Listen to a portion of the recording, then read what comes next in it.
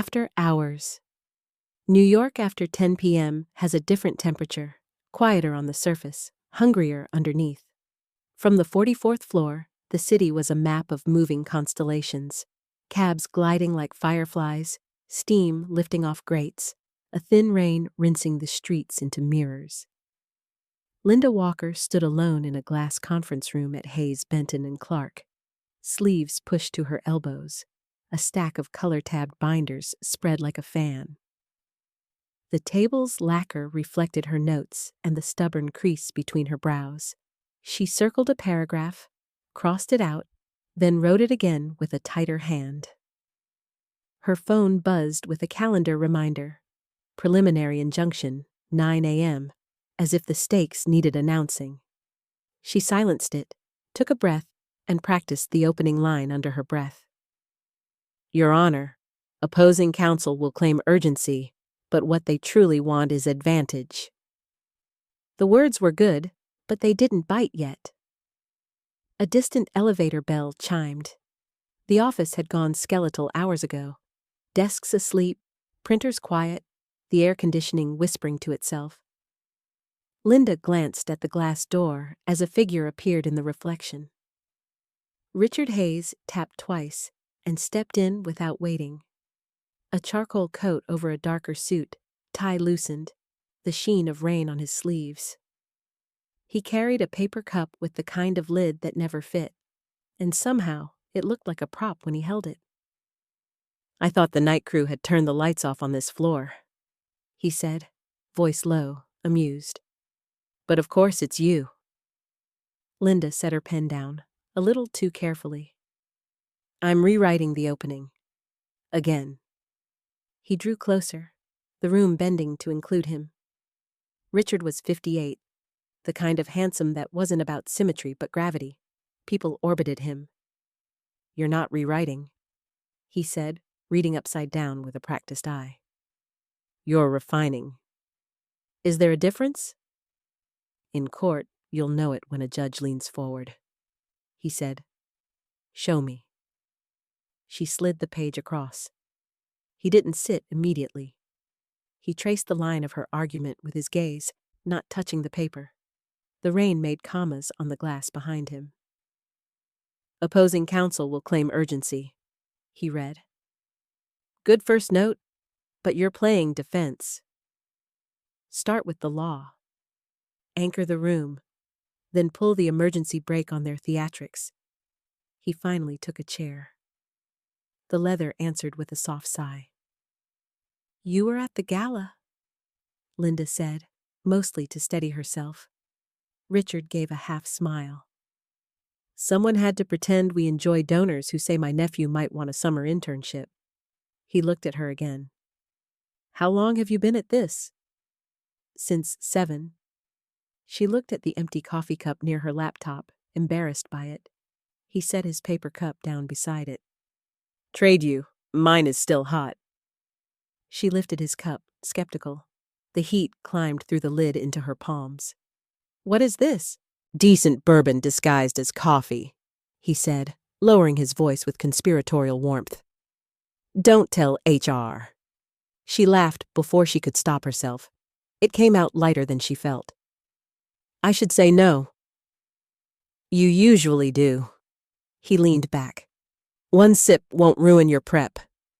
She took one. The bourbon was gentle, caramel moving into heat that opened her chest. For a second, the city's noise receded. That's illegal, she said softly, or at least unethical. Ethics are a cathedral, he said, eyes on the binders. We walk around them far more than we walk in. Your metaphors get better after 10, she said, and slid a yellow pad toward him. Help me tear this apart. He reached for her pen. His fingers brushed hers. Not a grab, not an accident, just long enough for both to notice. He didn't look away. His eyes were a flint color that shifted with the light. We lead with winter verse NRDC, he said, writing in a firm, unshowy hand. Balance of equities. Likelihood of success. Public interest. Give Judge Remington a staircase. And opposing counsel? She asked, closer now, elbows nearly touching his. Let them arrive breathless at the top, he said. Then you take their breath. She watched his hand as he blocked the argument, crisp boxes, arrows connecting premises to conclusions. His cufflink, brushed steel, caught the fluorescent light and tossed it back. The rain thickened, ran in sheets down the glass. Your cross on Henderson will be the hinge, he said. He wants to be liked. Make him say too much. Offer him silence until he fills it. Linda nodded. She'd noticed the same weakness, but hearing him name it sharpened it. He performs. He'll reach for applause. And step off the stage into your trap. Linda drew a small star beside Henderson. Pause. She broke the skin of her lower lip with a careful bite, thinking, then tasted a dot of copper and let go. Richard noticed the motion and looked away, respectful or pretending to be. He set the pen down, considered her face as if measuring whether to speak plainly. You were going to win before I walked in, he said, but I can help you sound like you know it. Do I not? You sound like you're trying to earn it, he said. There's a difference. The heater kicked on with a soft rumble, a reminder that the building had lungs. Down the corridor, the cleaning crew's cart squeaked and then moved past. The moment held, then reformed itself. Walk it with me from the top, Richard said, settling into a rhythm. Pretend I'm the judge, and don't sell me, show me. Linda squared her shoulders, took the center of the room the way they had taught her, and the way she had learned to take it back. Your Honor, she began, voice finding a register that belonged to her alone. The standard for injunctive relief is not a feeling, it is law. And the law, applied to facts, tells us the relief requested is neither warranted nor wise. Richard didn't nod or smile. He gave her the blank, faintly impatient expression of a jurist nearing lunch. She adjusted, stripped an adjective, let a comma breathe. With each sentence, she heard herself more clearly. When she finished, he waited a beat, judge's beat, before speaking. Better? You anchored the room. He tapped the pad. Now the pivot, the story that makes the law unavoidable.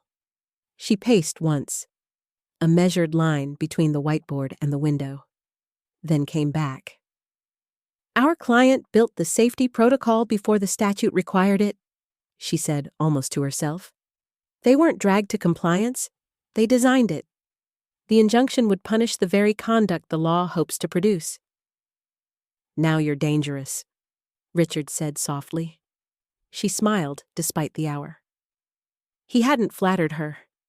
He'd located the center of the case and made her stand on it.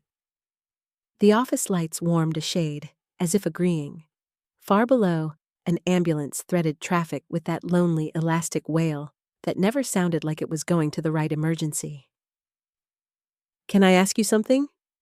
Linda said, surprising herself. You can ask me 2 things, he said. Why did you come back up, really? He considered the rain, then her. I forgot a file, he said, then let the half-truth sit long enough to be recognized as such. And because when I left the gala, I knew you'd still be here, and I don't like good arguments being written alone. She looked down at the bourbon cup, the ring it had left on the wood. It doesn't feel alone tonight. He didn't answer. He didn't need to. The door pushed open without a knock. Marco from night security leaned in, apologetic, a rain-dark Yankees cap in his hand. Mr. Hayes? Ms. Walker? Just doing a floor check. We're locking the east stairwell at midnight. Thanks, Marco, Richard said, the easy authority of a man who knew every name in the building. We'll be out before then. Marco nodded, gave Linda a quick smile, and disappeared.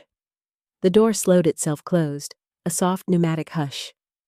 Richard rose, took off his coat, draped it over the back of a chair.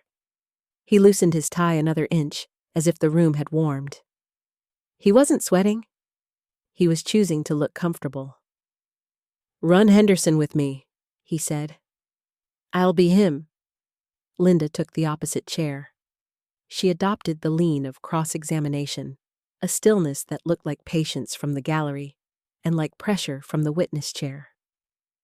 "Mr. Henderson," she said, cool, "you testified that the risk assessment was conducted on March 14th? "Correct," Richard said, voice lighter, eager already. "And you signed off on the results the same day?" "Yes." She let silence enter, watched him glance toward the imaginary jury. In that second, he reached to fill it. "Because time was of the essence," he added, obliging, "and we pride ourselves on moving fast."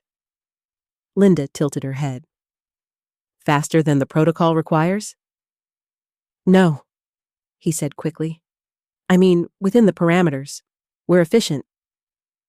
She wrote an invisible checkmark in the air. Richard smiled, conceding the point with his eyes. She could feel the shape of the cross forming beneath her questions, the way a sculptor feels a figure waiting inside stone. They kept at it. The rain softened. Midnight pulled closer like a tide you didn't notice until it touched your shoes. Linda's voice held. Richard's questions, when he dropped the role of Henderson, made her answers sharpen. They did not talk about the bourbon again. At some point, she sat on the edge of the table, a posture she never allowed herself in daylight. He stood beside her, shoulder almost touching, reading the margin notes they had built together. Their reflections overlapped in the glass and separated when either of them breathed. "You know," he said, quiet, "there's the argument you make and the one the room hears." "What does this room hear?" she asked, not turning. "That you're not asking for permission," he said. "You're stating terms." Linda let the words settle. There was a hum in her blood that wasn't caffeine. It wasn't bourbon either. It was the small, precise joy of being seen doing the thing you do best. The elevator bell chimed again, farther now. The building was closing its eyes. Richard reached for his coat but didn't put it on. "Walk out with me," he said. "We'll pass the language one more time in the elevator. You'll sleep 4 hours and still sound like you slept 8. "Optimistic," she said, gathering her files. "Calculated," he said. "There's a difference." At the door, he paused, hand on the handle, then looked at her, fully, as if he were memorizing a page. The expression wasn't a question. It wasn't an answer either. It was a marker placed on a map neither of them pretended not to see. "Lock up," he said gently. "And Linda—" She waited. "You've already got it," he said. "Tomorrow is just the part where they realize." He opened the door. Cool hallway air moved in, carrying the faint scent of industrial cleaner and rain. Linda stepped through, the city's glow sliding across her shoulder like a hand.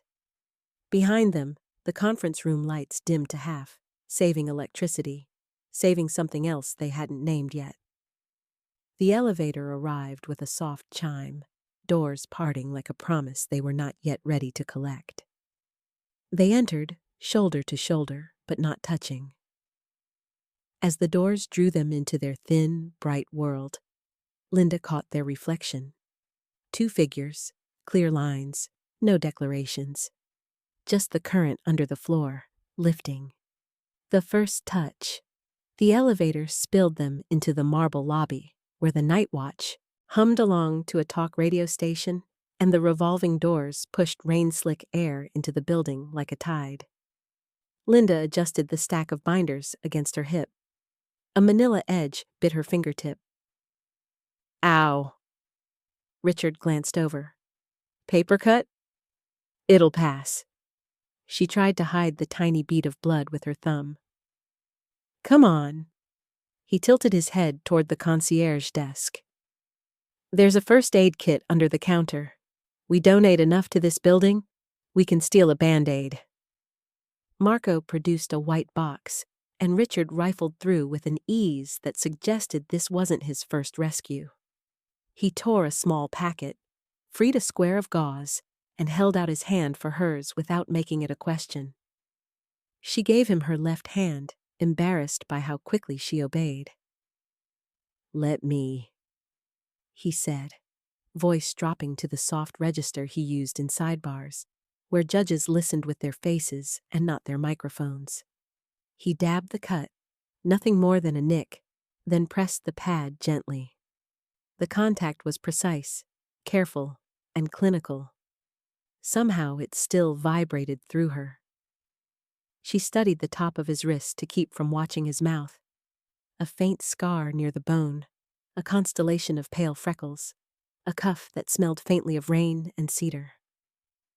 "There," he said, smoothing the bandage with his thumb. "Counselor is field ready." "Thank you." Her voice was steady, the rest of her wasn't. Outside, a car's brakes hissed. The storm had worked the city into a sheen. He took his coat in one hand and his phone in the other. "I booked a car for you," he said, like he'd just discovered it occurring to him. "Text me when you're home." She lifted a brow. "Since when do you give orders you don't expect me to follow?" "Since tonight," he said. "Humor me." The driver held the door. Linda ducked in, the leather smelling like new money and winter. As the car eased into traffic, she looked back. Richard stood under the awning, not moving, his tie loosened, his eyes on the dark glass where she had been. She didn't wave. He didn't either. The city did the waving for both of them. Taxi lights, wet reflections, the insistence of it all. By 8:30, the rain had burned off into a gray that made the columns of 60 Center Street look like they'd grown there overnight. Linda found Richard in the courthouse corridor, jacket already off, sleeves rolled twice, reviewing the witness list with a red pencil. "You look like you slept," he said, approving but not surprised. "I slept 4 hours," she said. "You promised it would feel like 8. Calculate it," he said lightly, then nodded toward the courtroom doors. "Judge Remington is punctual. Let's give him something to lean forward for."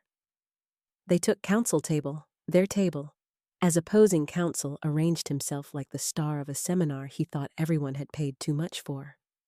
Linda straightened her tabs by color, by theme, by temperature.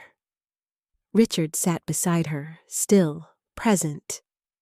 She could feel the gravity he carried, how it bent the air around him without announcement. When court came to order, the wood and stone shifted into something like ritual. Linda rose. The lines she'd carved in the quiet night fitted themselves to the morning, clean, spare, sure. "Your Honor," she began, finding the center of her voice with the first sentence, "injunctive relief is not a courtesy. It is an extraordinary remedy governed by law, not fear." Remington's face was carved out of patience. He watched her like a man waiting to be convinced and willing to be if she gave him a reason. She walked him up the staircase Richard had sketched. Winter versus National Resources Defense Council, balance of equities, public interest, the small, exact steps you take so no one feels pushed. At the pivot, she set her hand on the binder and let herself breathe. "Our client implemented the safety protocol before the statute required it," she said. "They did the thing the law hopes to produce. To enjoin them now is to punish not misconduct, but foresight."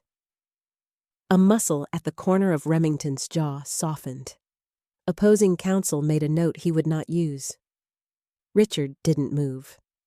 Henderson went worse for the other side than he knew it would. He was ready to charm. The courtroom was not a brunch. Linda gave him silence, and the silence made a sound of its own.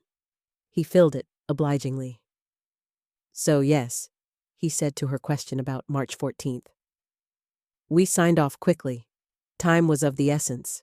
We pride ourselves on speed. Faster than protocol allows? Linda asked, calm. No. Well, I mean within the parameters, he said, smile straining like a tie. She didn't look at the jury that wasn't there. She looked at Remington and let the pause do its work, a quiet that made a shape around Henderson's answer. Somewhere behind her, Richard's pencil did not tap. When they sat down, Richard slid his legal pad toward her. He had drawn a single small star beside pause. Underneath, in his tidy hand, that. Opposing counsel tried to breathe drama into standards of review. Remington leaned back, unimpressed, and asked one question that inverted the argument's spine. By the time he delivered his ruling from the bench, Linda had knotted her hands to keep from shaking with the combination of relief and something like joy. Application denied, Remington said, as if the matter had always been simple. Counsel for respondents, submit a proposed order. Yes, Your Honor, Linda said, and didn't smile because you don't smile when the court is still speaking. In the corridor, hands found hands in the professional choreography of victory. Richard stood with her but a step behind, letting the congratulations land on her first. You were dangerous, he murmured when the cluster dissolved. In precisely the way we needed. I had a good pencil, she said, tapping his. Red ink scares me into clarity. He steered them into a side corridor where the noise thinned. Lunch, he said. I have edits to the client letter. We'll eat and edit, he said. I am very modern. I can multitask. They took a table at a crowded place that had been a courthouse canteen since the 70s. Tile floors, metal napkin dispensers, a chalkboard menu that never changed. He ordered the chicken salad like a regular. She ordered coffee and the first real meal she'd risked in 2 days.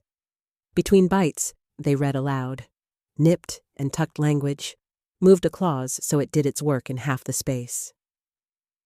Delete respectfully, he said, amused. We respect them more when we spare the adverbs.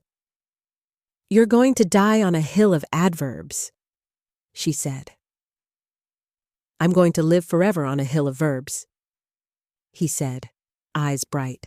When they left, a gust of cold shouldered the door. He held it for her, but watched her walk through as if she were the one who had allowed him to pass. Back at the firm, the day behaved like a day. Emails, more than she deserved. Slack pings, a partner she barely knew thrusting his head into her office to say nice job with too much teeth. A junior associate, Allie, arrived breathless with a tray of cupcakes from reception. You decimated them, Allie said, eyes wide, handing over a chocolate one with a white swirl that looked suspiciously like a corporate logo. I watched the live stream and took notes. Do you think the court's going to... Allie, Linda said, smiling. Breathe. Then yes. Richard did not appear. He sent a 6-word email at 3:12 p.m. See me when you come up for air. She went at 5:16 when the floor began to empty and the light softened the edges of glass into a kind of fog. His office looked over the river the way a king might look over a border. The door was open. She knocked anyway. Come in. He stood at the bookshelf, a volume half pulled, as if he were deciding whether the case law had earned the right to be read. Close it, please. She did. The hush that followed wasn't ominous. It was deliberate. He turned, hands in pockets. There's chatter, he said. All good. It will be useful. But that's not why I called you up. She waited. You argued like a partner, he said simply. If you want the title to match, I'll shepherd the process. Heat pressed behind her ribs.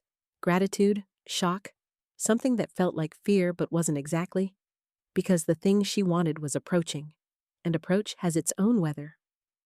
I do, she said, because lying would have been worse than anything. He nodded, almost to himself.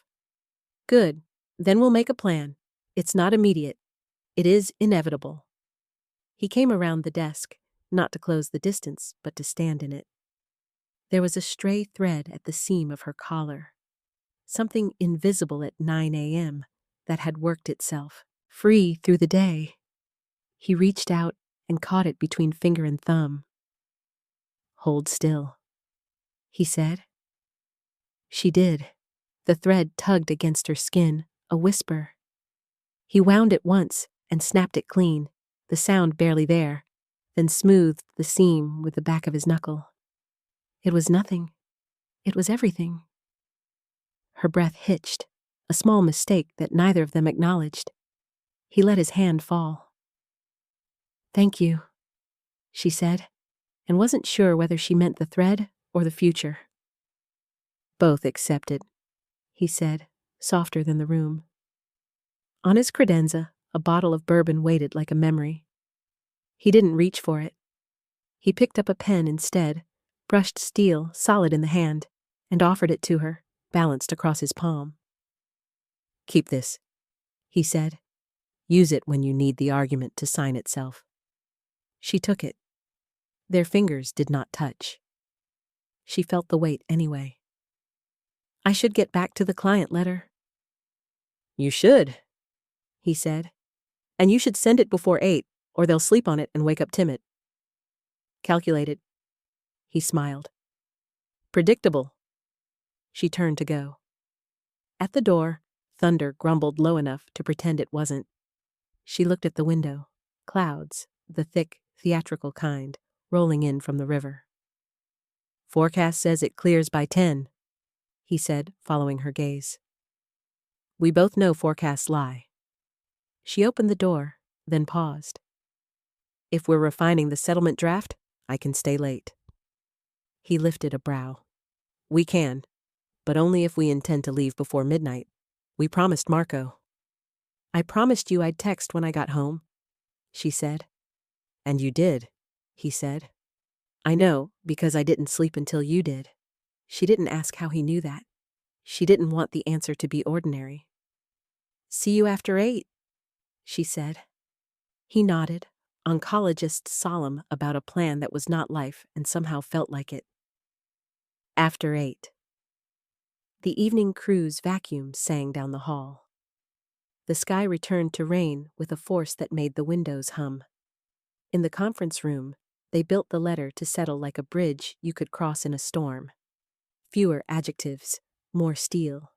A line that read like a handshake until you realized it was a boundary.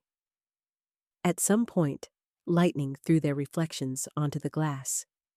Her shoulder near his, the pen he'd given her flickering into a thin line of light. He read a sentence aloud. She reached to underline a clause, and their hands arrived at the same place. She pulled back half an inch. He didn't move, and then he did, his palm opening in a small gesture that said, After you, and also I see you. Outside, the night gathered itself. Inside, the air held the charged quiet of an orchestra pit one measure before the downbeat. Linda? He said, not as a warning and not as a request. Yes? He changed his mind. Nothing. He capped his pen. Paragraph 3 is perfect. Don't touch it. She smiled. Because leaving something alone is a kind of courage, too. The clock read 10:42. The rain had lifted to a steadier fall, the kind that makes a city feel like it's being told a secret. She packed the letter, sent it, watched the whoosh icon vanish with a satisfaction that felt physical. Richard stood at the window with his hands behind his back, the posture of someone trying not to put them anywhere else. Tomorrow, he said, as if reminding himself to use the calendar and not the weather. We start on the deposition outlines. Tomorrow? She echoed. They walked to the door. He stopped with his hand on the handle and looked at her. Not the legal pad, not the binder. Her. There was the old gravity in his gaze, and something newer braided through it, a willingness to admit that gravity exists. "Lock up," he said, the same words as last night, softened into ritual. "Text me." "I will." When the door eased closed behind her, she stood for a second in the hallway, listening to the muffled hum of the building. She could still feel the smooth seam of her collar where he'd run his knuckle, the ridiculous weight of a pen. The elevator came with its small, inevitable chime. She rode down alone, watching the numbers count the space between floors and thinking, calculating, not hoping, about the way a touch can be both nothing and the beginning of something you cannot unbegin. Outside, New York wore rain like a second skin. She lifted her face to it and let the city cool her. Then she went home, where sleep would come late, and when it did, carry the sound of a thread snapping clean in a quiet office high above a river that never stopped moving. Behind the glass storms returned to New York the way arguments do. Quiet at first, then suddenly everywhere. By 9 o'clock, the windows on the 44th floor were filmed with rain again, and the city below had softened into a watercolor you could almost smudge with your thumb. Linda stood in the conference room with the deposition outlines spread like a deck of cards mid-shuffle. Yellow tabs, red arrows, a neat column of questions designed to look casual and land heavy. She rolled the bourbon pen between her fingers, surprised at how natural it felt there. She told herself it was the balance, not the gift, she liked. Richard appeared in the glass, then at the door. He didn't knock this time, only lifted the latch and let the soft seal of the room give way. "Counselor," he said, voice pitched low to match the rain. "Tell me we have a plan for Morrison." "We do," she said, flipping to the section marked with a blue stripe. "He hates silence almost as much as he loves being clever. If I hesitate one beat after each answer, he'll try to improve it." Richard's smile was small and uncamouflaged. "And when he improves it?" "He concedes more than he means to." She shrugged. "Some men are allergic to the period." He laughed, the sound, quick and warm. It made the room feel furnished. He set his phone face down, unbuttoned his jacket, and came to stand beside her. Close, not careless, the rain stitched light down the glass behind him. In it, his reflection overlapped hers until they were a single dark figure with two separate hearts. "Walk me through your first 5, he said. She did. He listened the way good judges do, silent, present, interrupting, only to redirect a clause or nudge a verb forward. When she finished, he set a finger on the page.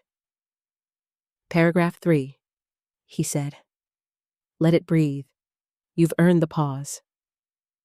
She watched his hand, steady, deliberate, and then, against her own better instincts, followed the line of his wrist to the open collar of his shirt.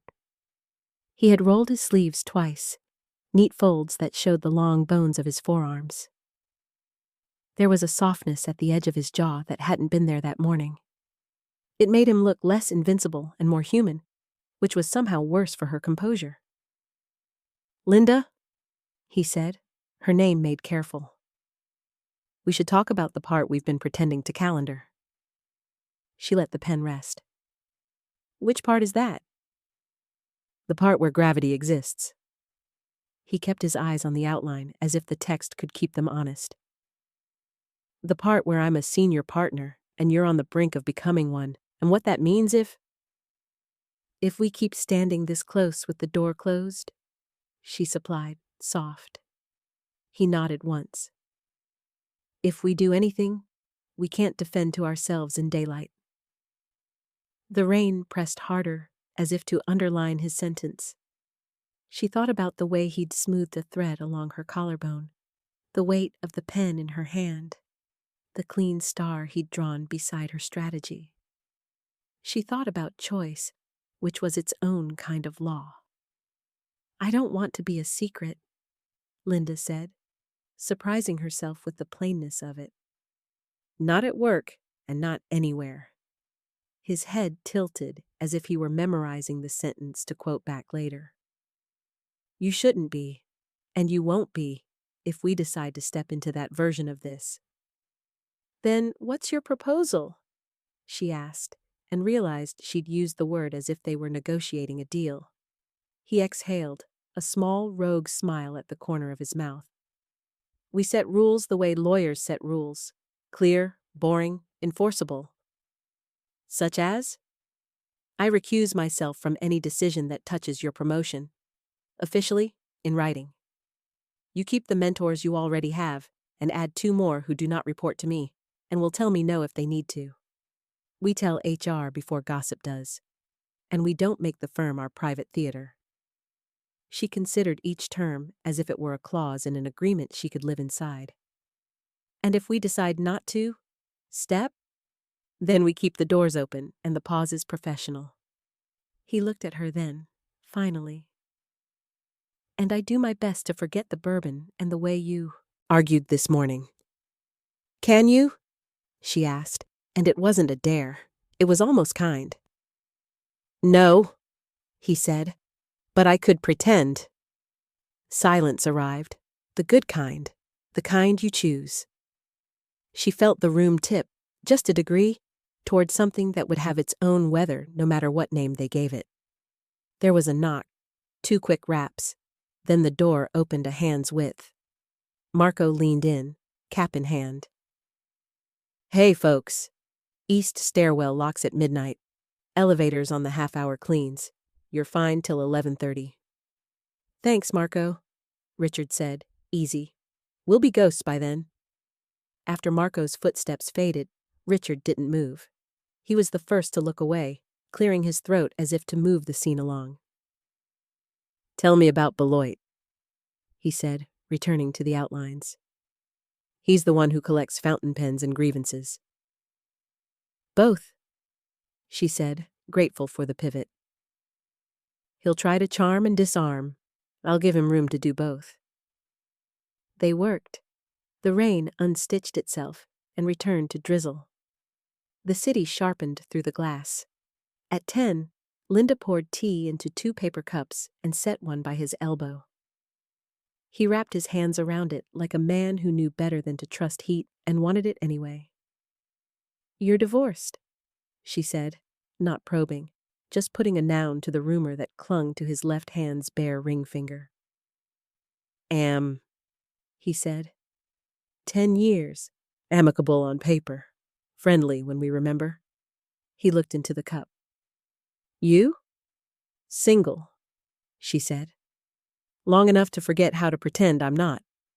He smiled without teeth, something rueful and bright. You do not look like a woman who forgets anything.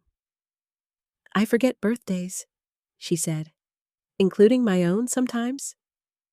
I'll add yours to the calendar, he said, and then quickly, professionally. She laughed, and the sound loosened the last knot in the room. She picked up the pen he had given her, clicked it once, and wrote, Breathe in the margin of Morrison. He watched her hand move. The way his attention landed on small things did something to her that no speech ever had. Tell me something true, she said, feeling brave with the rain's steady permission. He set the cup down. I never wanted to be the man with a corner office and nothing to say when he got home, he said, and then I became him for a while. She absorbed that, nodded. Tell me something else. I like your voice when you don't try to sell me, he said. In court, too, but especially here. Her face warmed in a way coffee couldn't counterfeit. Your turn, he said. Say something I don't already know. I am very good at being alone, she said. But I am not proud of it. He didn't answer with words. He reached across the table, this time not for a pen, not for paper. He paused halfway, as if giving her time to object. She didn't. He took her hand, palm to palm, a grip that was neither possessive nor tentative, and held it there on the legal pad where breathe sat like an instruction. The first touch wasn't a shock. It felt like an argument that had finally found its best sentence. His thumb moved once, almost absent-mindedly, over the base of her thumb, and a line of heat ran up her arm so precise she could have sighted it. "Richard," she said, and the way she said his name put a careful crack in the air. He looked up. Whatever he had meant to say changed its mind. "This is the door," he said, voice gone quieter than the room. "We either open it with the lights on, or we step back from it now." She stood, and he stood, and the space closed to the width of a breath. He lifted a hand and touched a loose strand of hair behind her ear. The domesticity of the gesture, at odds with the voltage it sent through her. She put her palm flat against his chest, not to push him away, just to know what it felt like when something solid answered. He met her in the middle, mouth to mouth. No rush, no theft. The kiss was measured like good testimony, a fact stated clearly, and then, when no objection came, stated again with more light in it. The city carried on. Somewhere a siren made its lonely arc. In that thin strip of time, there was no firm, no case, no staircase of standards. There was warmth and the taste of tea on his lower lip, and the relief of not pretending to be colder than she was. When they parted, the room did not snap back like a rubber band. It settled around them the way rooms do when new furniture arrives and decides to stay. "Okay," he said, the word exhale and vow both. "Okay." She let her forehead rest against his for a heartbeat, then stepped back, carefully reassembling the distance they had just decided to measure differently. "Rules," she said, remembering her own earlier demand. "We write them tomorrow. We sign them. We live by them." "Agreed," he said. His smile was almost boyish, which on him looked like a secret the city would never quite believe. "We tell HR before noon, and I email Mason about the promotion committee before I can talk myself into being clever." She nodded. "And we don't make out in conference rooms with glass walls." He glanced at their reflections, two shapes against the city's wet light. "Tempting as the aesthetic is." They both laughed, quietly, conspirators against their own worst impulses. He reached for his jacket and paused. "Walk out with me," he said. "We will try very hard to behave like people who have sense." "We will fail a little," she said. "But yes." At the door, he hesitated, then opened it to the hallway's cooler air. The office at night had a church's hush. Vacuum cleaner somewhere distant, elevator cables singing the earliest song they ever learned. Linda gathered the outlines, slid the pen into her jacket pocket, and flicked the lights to half. "Text me," he said. "Ritual now." "I will," she answered, and meant more than that. They stood in the elevator shoulder to shoulder, not touching, not needing to. Their reflections faced them, steadier than last night's. The doors closed with a hiss that sounded like the rain's amen. In the lobby, Marco tipped his cap with a grin that said he'd seen enough couples in this building to recognize the shape of a beginning and the courage it took to call it one. Outside, the storm had gentled to a bright, steady fall. Richard held the door, and this time he followed her through, into the wet and the yellow streetlight and a city that, for once, seemed willing to keep a secret until morning. Terms and conditions. Morning arrived with a clean edge. The storm had rinsed the city and left it shining in a way that made even scaffolding look intentional. Linda walked into the office carrying a coffee she didn't need and a set of sentences she did. She emailed Richard a one-page document titled Proposed Rules, then sat with the hum of the floor while the inbox refreshed like surf. By the time she finished answering Allie's questions about the client letter, his reply landed. A track changes document with almost no red. Recusal language equals good. Add HR disclosure date. Strike discretion. Too coy. Replace with candor. R. She smiled into her coffee. Candor felt like a vow. At 10:58 a.m., they stood outside HR, like two people about to testify to their own lives. The door had one of those frosted panels that made everyone look already approved.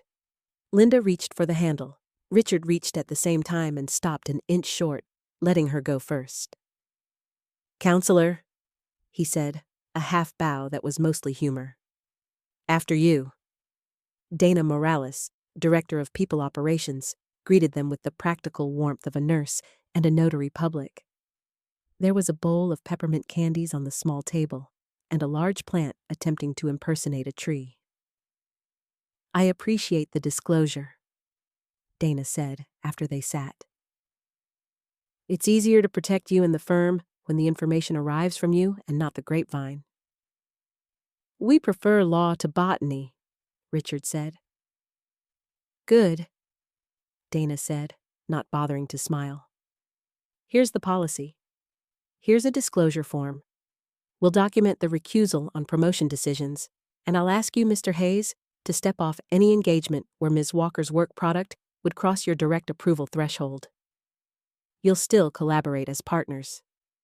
Ms. Walker, you'll add 2 additional mentors. I'll email them. Questions?" "Only one," Linda said. "We'd like to send the same note to the practice group leads before noon." Dana nodded. "That would be wise. And for what it's worth, I've seen this work when people are grown-ups. Be grown-ups." "We can do that," Richard said. Linda felt his steadiness as an anchor, not a weight. They signed, pens scratched.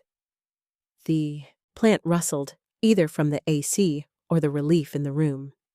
When they stood, Dana handed Linda a small rectangle of paper, HR's copy of a promise. "Thank you for treating us like adults," Linda said. "Thank you for making it easy," Dana replied. "Now go bill hours. That's the part I can't do for you." In the hallway, they didn't touch. They didn't need to. The odd, giddy dignity of having told the truth carried them like a good tailwind. "Lunch?" he asked. "I have depositions to finalize," she said. "Then coffee," he countered, already turning toward the break room. "Celebratory and entirely HR compliant." They stood at the window with paper cups and watched sunlight reveal the city's seams. He glanced at her profile like a man checking a compass he trusted. "I like us in the daylight," he said. "We told the room the law," she said. "Now the facts can follow." Afternoon moved like a case with momentum. Henderson's team blinked first on a production schedule. Mason responded to Richard's recusal email with a thumbs up and the words "clean" and "appreciated." 2 partners stopped by Linda's office to say, "Well argued, well handled," and one of them, Marjorie, with a mind like tempered glass, added, "Tell me when you need a reference for the committee." Linda said thank you and meant I will, and I will try not to need you often. At 6:12 p.m., Richard leaned on her doorframe, one shoulder against the glass. "Client dinner," he said. "Harrow Group wants reassurance and salmon.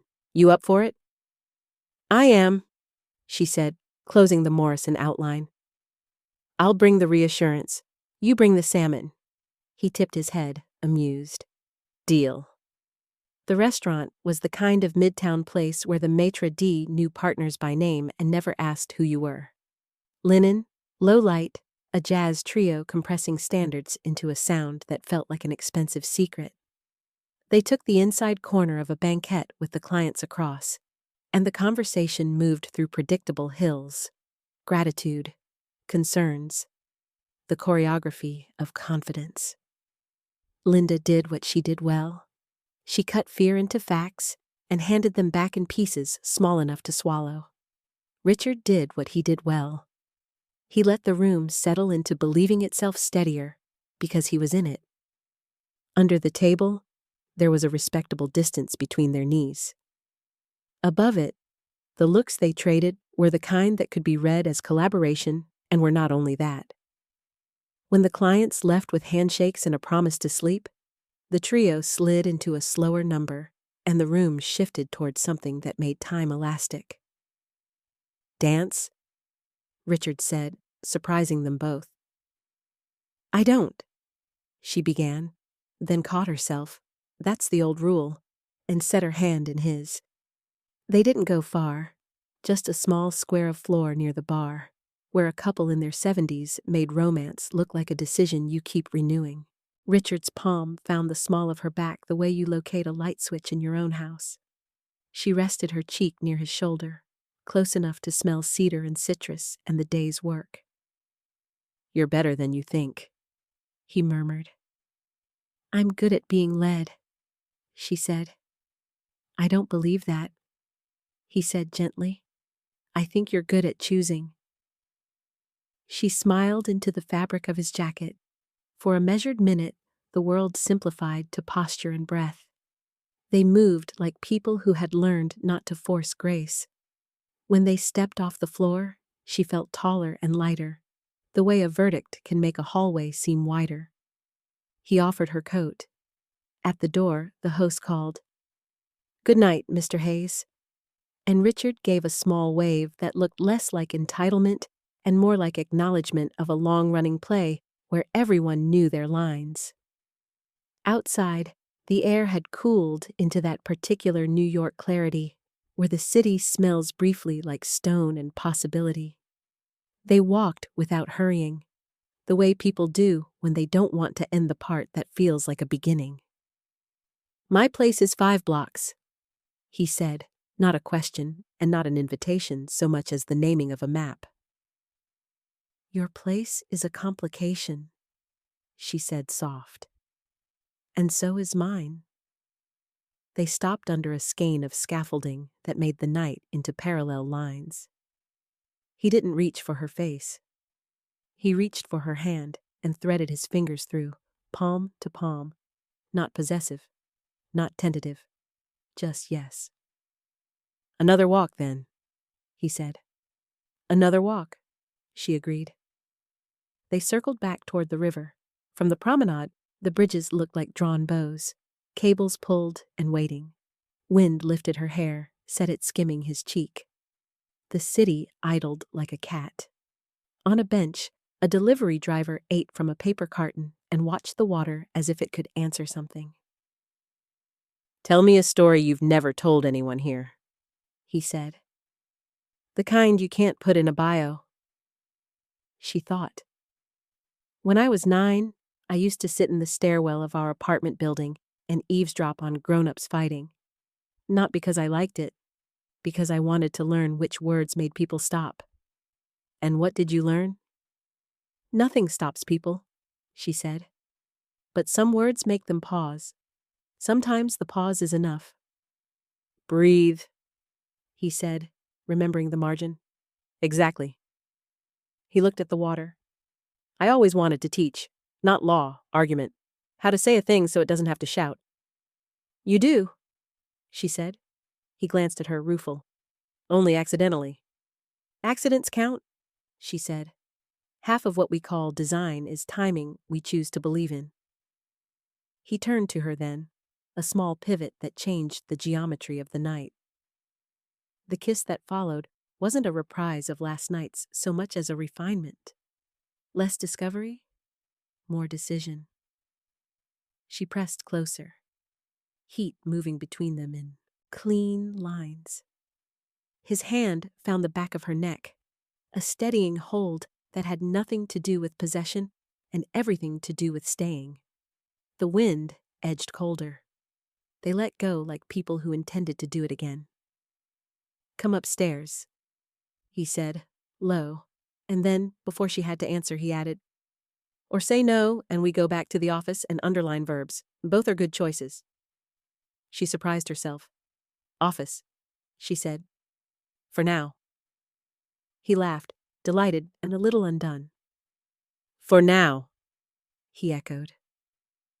The conference room had started to feel like a third place, neither temple nor kitchen, somewhere in between. Linda flicked the lights to half. The city came up in the glass like a witness you trusted. She set her bag down.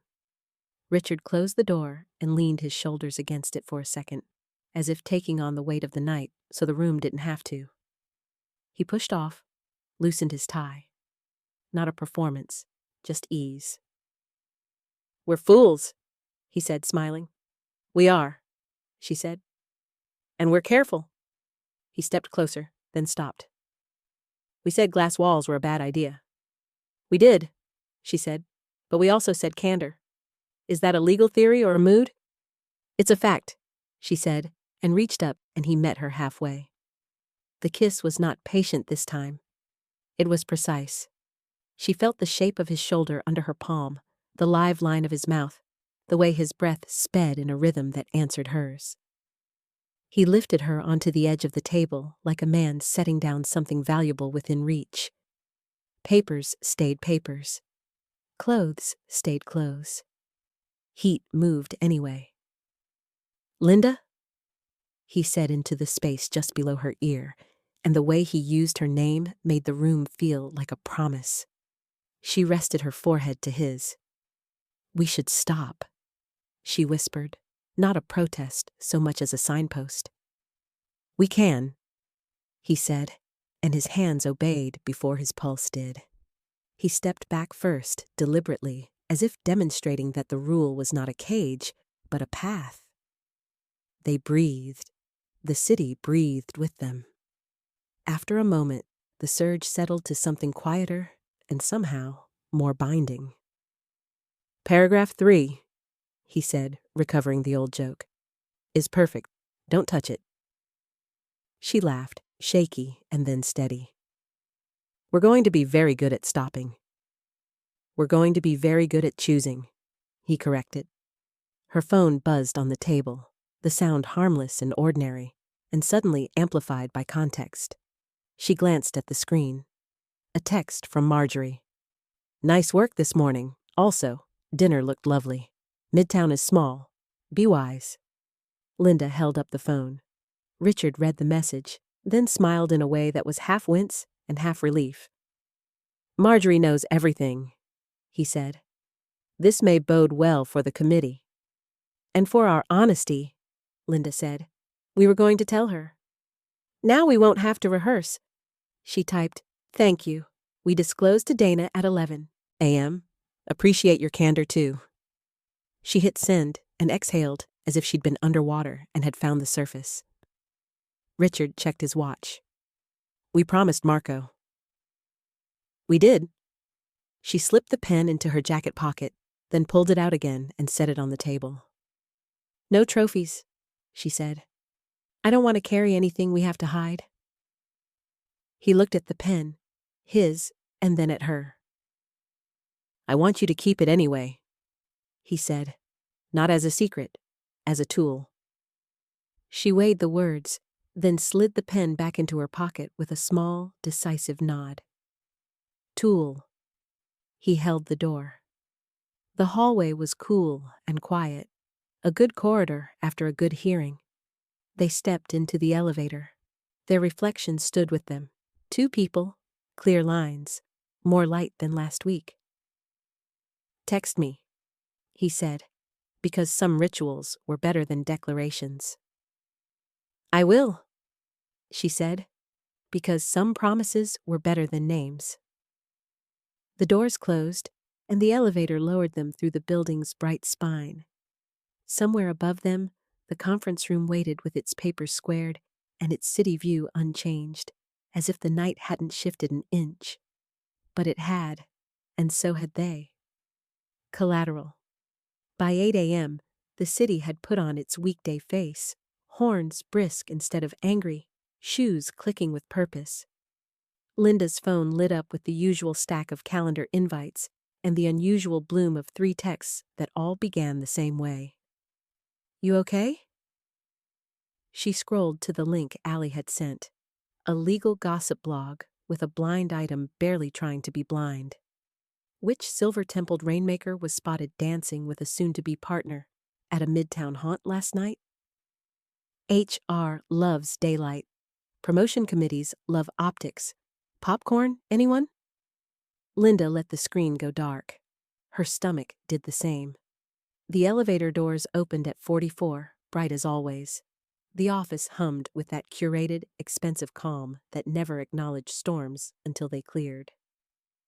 Linda walked to her office the way you walk to a lectern, spine tall, mouth quiet, ready to earn silence.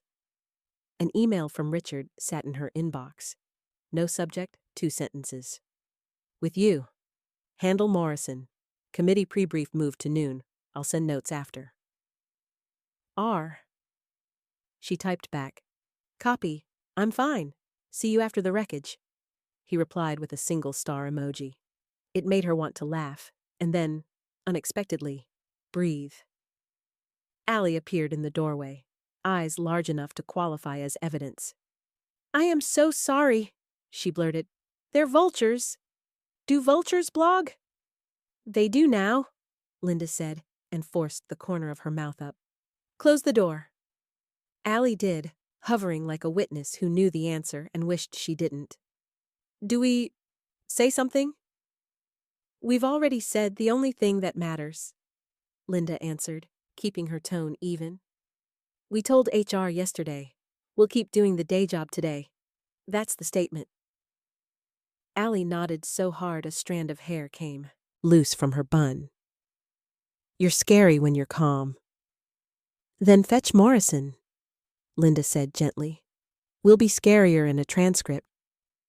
The deposition room was one of those anodyne corporate boxes that could have been in any city. Ceiling vents sighing, water pitchers sweating, 2 flags of fluorescent light humming overhead. The court reporter sat at her machine as if it were a loyal dog.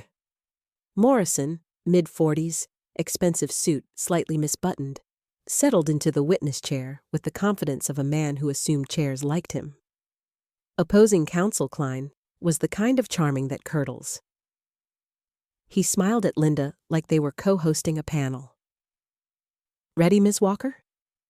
Always, she said. They started simple. Morrison performed. Linda let him. She asked tight questions, and then left just enough room after each answer for him to gild himself into trouble. By the time she got to the pivot, she could feel the shape of the testimony firming under her hands. Mr. Morrison, she said, tone neutral as glass. The March 14th sign-off, did that occur before or after your meeting with Mr. Henderson? He reached for charisma and came back with admissions. Before. He pinged me later, saying we were good. We were already good.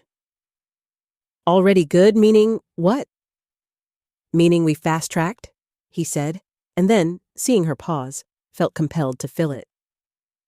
Not that we cut corners. We just expedited. Expedited, she repeated, a note on a staff. Outside the written protocol?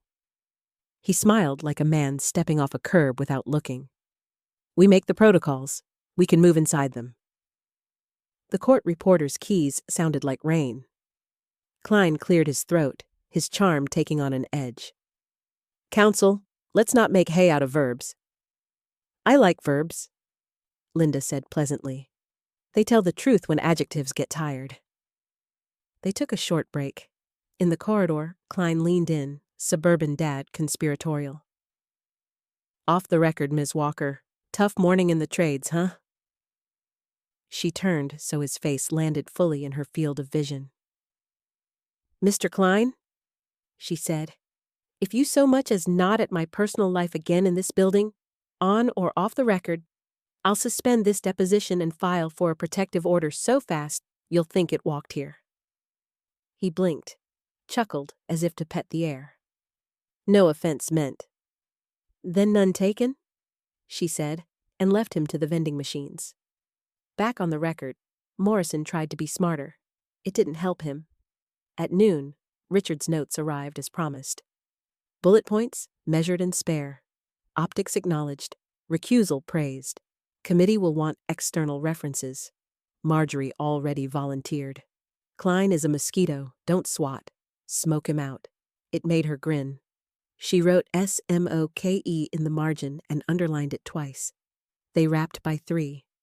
Morrison had given them more than they deserved and exactly what they needed. Linda thanked the court reporter with the kind of courtesy that has weight, then gathered her binders. In the hallway, her phone buzzed with a calendar update. HR: confirmed disclosures filed. Practice leads notified. Dana Morales had attached a smiley face that somehow did not cheapen the day. Richard was waiting in her office, jacket off, tie straightened back into compliance. He looked like a man who had passed through a weather system and come out dry. "How bad?" she asked. "Bad in the way it's always bad," he said, untroubled. "No one likes to be told the boring truth. We told it anyway." "I told Klein something less boring," she admitted. "Good," he said, amused. "He eats boring for breakfast." He scanned her face, reading for fractures. "You okay?" "I am," she said. "Mad? Then fine." "That's the order," he said. "Mad first. Fine later." He glanced at the deposition folder. "Morrison? Gave us expedited, and then gave us a bridge to what it means." Richard's smile was the quiet kind that counted as a win. "You're going to teach a class on the law of pauses." She slid the folder into her bag. "Only if you guessed lecture." His phone lit with Mason's name. Richard looked at it, then back at her. "I have to go charm a room without a piano? Tonight, 7? She arched an eyebrow. "Office?" "Office," he said. "We'll eat something beige and underline verbs." "Text me," she said. He gave her the half bow that had stopped pretending it was a joke. "I will." At 7, the building had shed its day. Lights dimmed to half, air cooler, the floor a quiet river. Linda arrived with takeout in a paper bag and a draft email to the client they needed to read aloud. She found Richard in the conference room, sleeves rolled, a legal pad already half full of neat boxes. "Dinner," she said, holding up the bag. He peered inside. Ah, the color of compromise. "They were out of green," she said. They ate out of cartons, the way people do who have forgotten that dinner isn't a meeting. He told her the committee pre-brief had been fine in the exact way that means more work. She told him Morrison had a tell. He pinched his thumb and forefinger together when he lied. Richard tried the gesture and looked like a magician about to pull a coin out of his own ear. They read the client email line by line. He struck an adverb. She moved a clause. He replaced discretion with candor without comment, and she let herself enjoy the way the word steadied the paragraph. Outside, the river took the city's light and made it a ribbon. A ferry knifed through like a train you could miss and not regret. The power flickered once and held. They both looked at the ceiling like parishioners. Richard chuckled. "This building's older than it pretends." "So are we," she said, then softened it with a smile. In the good way. He finished his carton, set it aside with the precise click of chopsticks aligned. "I had a call from Elise," he said, carefully casual. Linda recognized the name from the biography written in lowercase over years. Ex-wife, amicable on paper. "Everything okay?" "Our daughter wants me to walk her down an aisle in October," he said. Pride moved through his voice and made a place for itself. "Elise wanted to make sure I had a suit that doesn't try too hard." "You own 3 of those?" Linda said. He smiled. She also wanted to make sure I wasn't lonely. Linda waited. "I told her I'm not," he said simply. The air changed shape. It was not a declaration. It was a sentence placed on the table between cartons and pens, available to be used or not. She nodded. "Good." He looked at her as if she were a horizon he had suspected and was relieved to find. "I don't need to narrate everything," he said. "Just the things that matter to both of us. And the things that don't? We let them be weather," he said, "not climate." They worked again, that old, clean rhythm. When the email read like steel and not sentiment, Linda hit send. The whoosh sounded like a promise kept. She stood to stretch. He moved behind her without ceremony, and with the same calm he used on case strategy, placed his hands lightly at the tops of her shoulders. Not a trap, not an assumption. A question asked in the language of pressure. "Okay," he said, voice near her ear but not in it.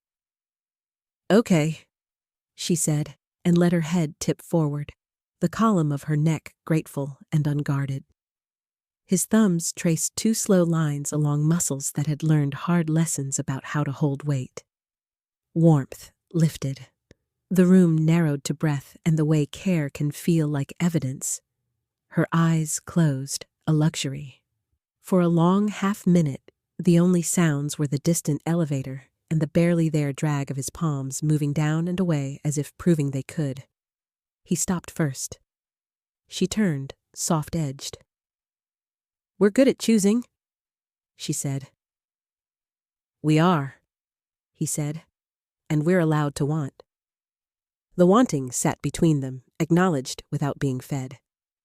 She reached up and straightened his collar, a domestic motion that sent a neat shock along her own forearms. "You have a stray thread," she said, smiling at the echo. He caught her wrist, not to hold it, just to feel the place where her pulse lived. His thumb rested there, a quiet metronome finding time. "Linda," he said, and said nothing else for a breath. Her phone buzzed on the table. Marjorie again. "Saw the blog. Dana already sent the memo. Keep walking in daylight. Need me to swat anything?" Linda typed back. "All clear. Thank you." "Coffee tomorrow?" Marjorie replied with a thumbs up and a coffee cup, which in her language was practically a hug. Richard had stepped to the window. The river kept its ribbon pace. In the glass, their reflections stood side by side, almost touching. He spoke without turning. "I don't want to be careful to the point of absence," he said. "I've done that before. It looks like wisdom and feels like winter." She joined him at the glass, close enough that their sleeves brushed. "We're not absent," she said. "We're writing this down as we go." He nodded. "Terms and conditions?" "Already accepted," she said. "And subject to amendment with mutual consent." He laughed, the sound like relief with good posture. "God, we're us." They didn't kiss. They didn't need to. They let the wanting be what it was. Proof of life, evidence of a future, not a verdict. At 11:23, the lights dimmed the way they always did. A soft reminder that buildings keep rituals so people can afford to break theirs. "Marco," he said. "Marco," she echoed. They gathered cartons, put caps on pens, left the room looking as if it had worked and not gossiped. In the hallway, he reached for her hand and stopped a breath short. She completed the distance, palm to palm. The touch was not a secret. It was an answer. The elevator arrived with its patient bell. They stood shoulder to shoulder, reflection steady. "Text me?" he said. "I will," she said, already hearing the buzz that would close the loop. At the lobby, Marco lifted a hand from his podium. "Night, folks." "Night, Marco," they said together, and something about the harmony of it made Linda's chest ache in the exact place where joy finds its chair. Outside, the city had washed itself into a kind of clarity. They stepped into it. He didn't ask to come upstairs. She didn't ask him to. They walked to the corner where their routes split and stopped under a street lamp that made the air gold. Tomorrow, he said. Tomorrow, she answered. They let go. The parting felt less like leaving and more like setting something down in a place both of them could find again in the morning. Daylight. By 7, the river had the pale color of a promise. Linda laced her shoes, ran 2 measured miles along the promenade, and let the cadence file her thoughts into something tidy enough for a day that would not be. When she stopped, her phone buzzed with a text that had become its own kind of coffee. R. Committee at 10. I'm out of the room. Candor over everything. L. Understood. Breathing. R. Good. Breathe once for me, twice for you. She smiled at the screen, the way a person smiles into a mirror before walking on stage. Marjorie chose a diner that had never pretended to be anything else. The coffee was honest. The toast came yellowed with butter without asking. Marjorie slid a folder across the table with 2 fingers, as if sliding a verdict she knew had already landed. External references? She said. 3 of them. I underlined the sentences that glow. Linda opened the folder. The words were what she had wanted them to be, about judgment and steadiness and the kind of advocacy that grew out of listening. Under Marjorie's underlines, the paper felt warmer. You didn't have to. I did, Marjorie said, unblinking. And not because of the blog, because you're ready. 2 truths can be true at once. Linda met her gaze. Thank you. Marjorie's mouth quirked, something like a benediction. One more thing. You and Hayes walk in daylight. Let the rooms adjust. They will, Linda said, surprised at the confidence in her own voice. They already are, Marjorie said, and then softened the line with a sip of coffee. Go.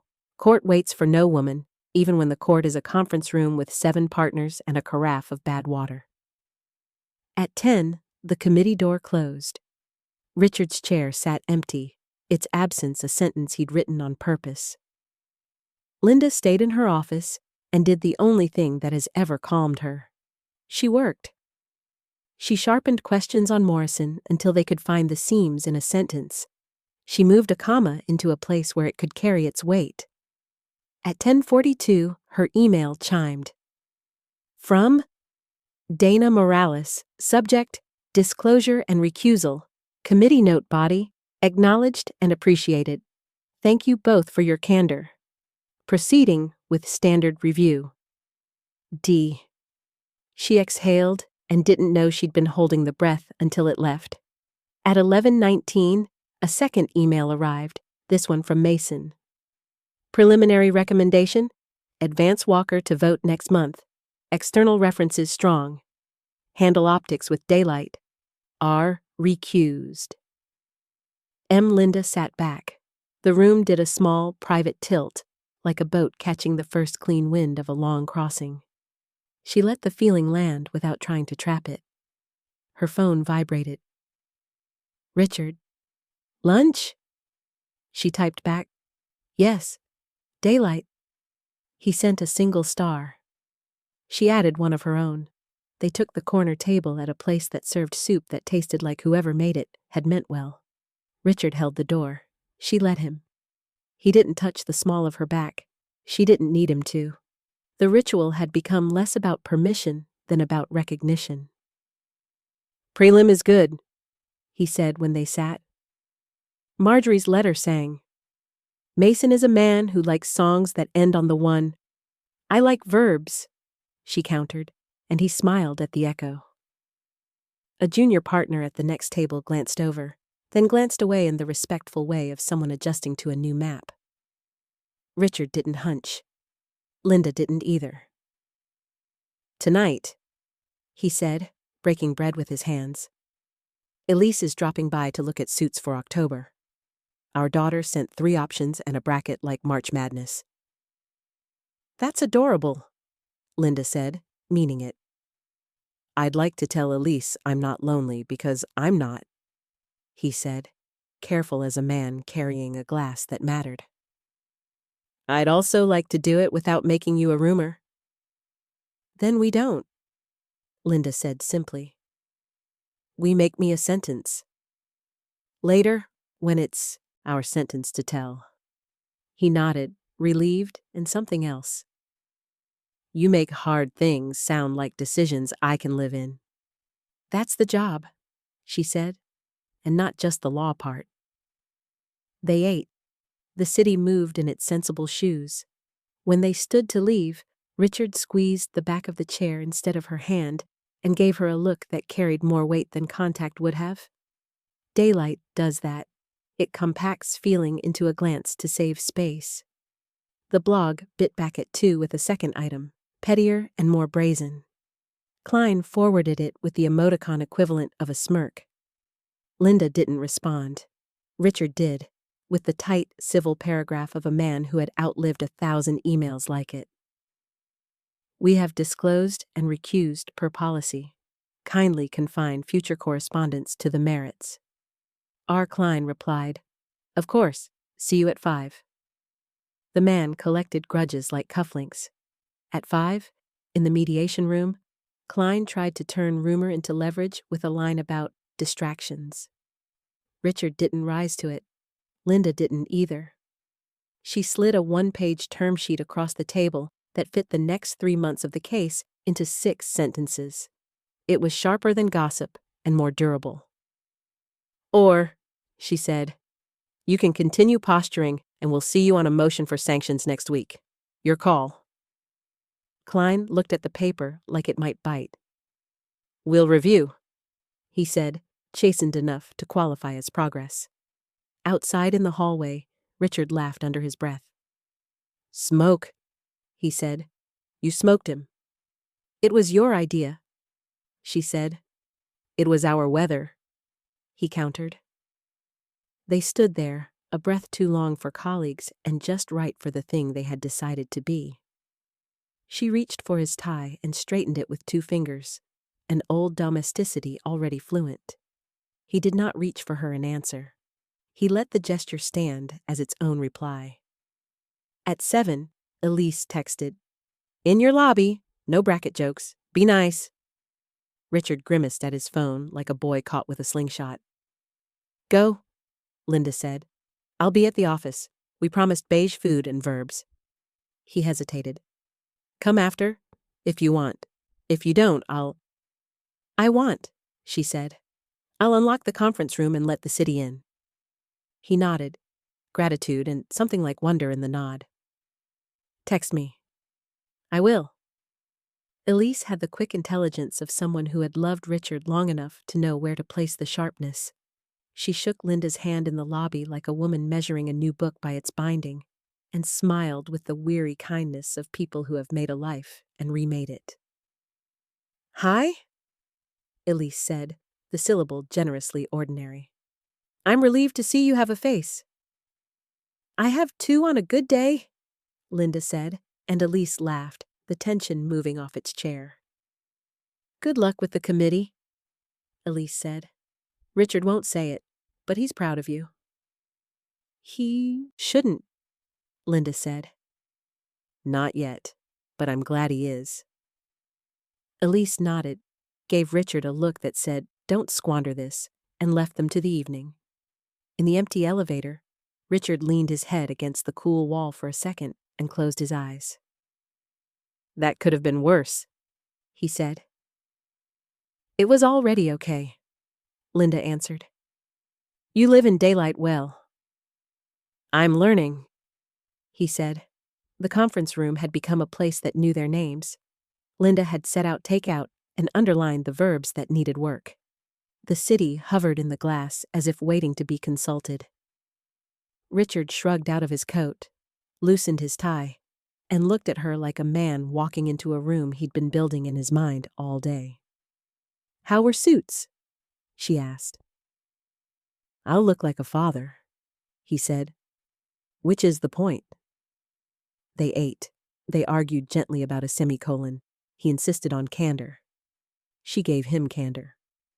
Work held their hands the way a waltz does, guiding them toward a shape both knew by muscle.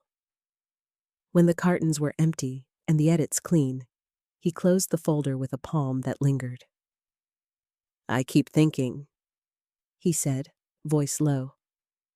"There's an easier version of this." And then I remember ease has never been the point. "It isn't," she said. "Clarity is." "And want," he added, not looking away. "And want," she echoed. They were standing before either of them noticed they'd stood. The first kiss that night was not hesitant and not hurried. It had the certainty of a second signature on a document already agreed. Her hands found the line of his shoulders. His found the small of her back the way a key finds its own lock. The city in the glass did not look away. Neither did they. She broke first, just enough to speak. "We said glass walls are a bad idea." "We did," he said, breath warm, restraint still a visible muscle. "We also said daylight." She smiled.